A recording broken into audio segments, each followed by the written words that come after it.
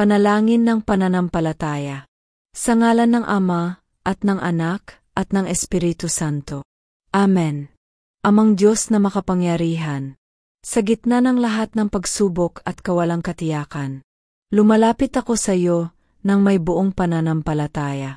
Alam kong ikaw ay tapat, hindi nagpapabaya, at laging naroroon.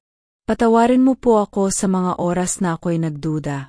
Sa mga sandaling pinili kong magtiwala sa sarili, sa halip na sa iyong walang hanggang pag-ibig. Ngayon, itinataas ko ang aking puso sa iyo.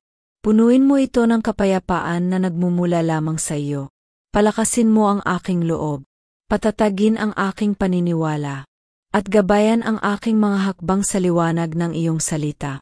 Sa bawat araw na dumarating, naway ang aking pananampalataya ay patuloy na lumalim. Kahit hindi ko makita ang kasagutan, pipiliin kong manalig, sapagkat alam kong ikaw ay tapat magpakailanman. Sa pangalan ni Jesus. Amen. Sa ngalan ng Ama, at ng Anak, at ng Espiritu Santo. Amen.